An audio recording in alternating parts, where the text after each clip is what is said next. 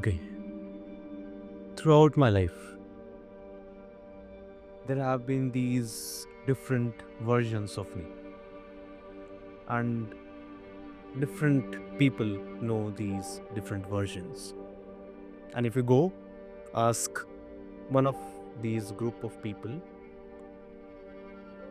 how is this person like? They will unhesitantly say, oh, he is very intelligent. Another group will say, I know for a fact that he is physically very fit. Others might say, oh, he is creative for sure. But if you now gather all of these people, all of these different groups together, and now you ask them, is he also like this or this or this? They will get confused. Is he? Well, when we knew him, he wasn't. Let me give you a wider context of reality. Throughout my life growing up, I've always been the guy who wanted, but never the guy who had. And that really made a difference. So, whenever I wanted something and I did not get it, I instantly drew a conclusion in my mind. That must be because I'm not enough. So, what do you do when you're not enough? You get better.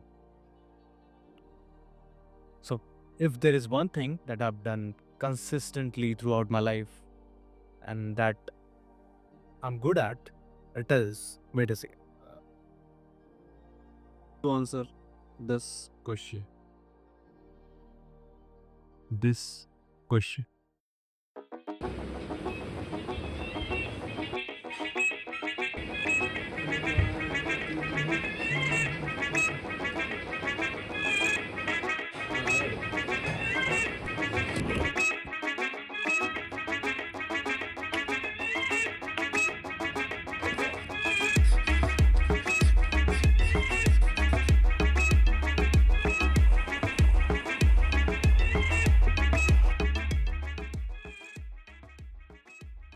Okay, we as humans desire something that has meaning and something that can give us purpose. And but we know for sure that pursuing something that is higher than yourself, that makes you better, gives immense amount of meaning to your life. Okay, step 1. The first step is to choose a goal that is higher than yourself. Something that the ideal version of you would have, or something that you would take right now if you were capable of. If nothing can go wrong, if you had the ability to choose anything without any conditions, what would you have chosen? That is your higher goal. Okay, for the second step, I'm going to put this on. Ah, It's my channel. I can do whatever I want. Okay, the second thing is to not just have an imaginary idea in your mind and take pleasure from that. The second step is to make a plan. Little levels that you can climb one by one, and you can reach to your higher goal. This is where you are right now, and this is where you want to go. You are going to break that into different levels, different checkpoints, sort of things that you can achieve one by one, and you know where you are in the journey. That is how you're going to tackle this problem that is bigger than the entirety of your existence.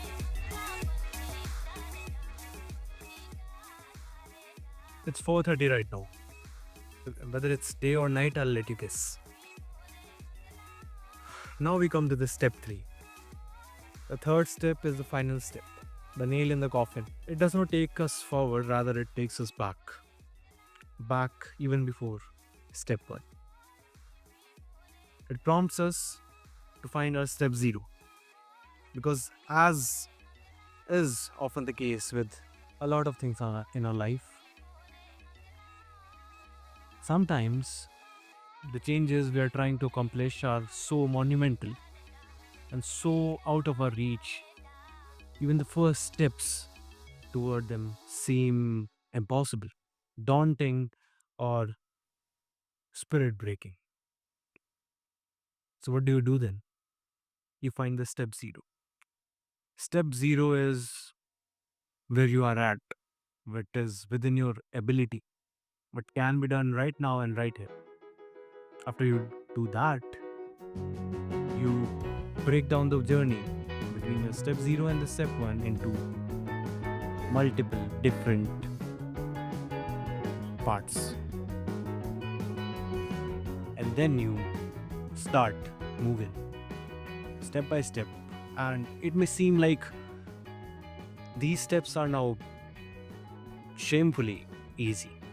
This is never going to take you to what you really want, the ultimate goal, the pinnacle of the mountain. But this is where you start. Somehow you start, and you start right now. Okay. This is something that is very important. Even if you do all of this, even if you try hard, you aim for something big, make plans, break it down into step meticulously, find the step 0 and work on it, and then move forward. Success isn't guaranteed. It is not guaranteed that you will be able to achieve your goal, because anything hard is unpredictable and there are forces beyond your control. And all of that hard work, all of that effort, pain, moments of suffering, when your eyes burnt and your throat choked, you just wanted to give up, but you did not because you knew there was light at the end of the tunnel. There might not be any light at the end of the tunnel. But I just love this quote by Albert Camus, and in his book The Myth of Sisyphus, he says, all that hard work is enough to fill a man's heart. We must imagine Sisyphus happy.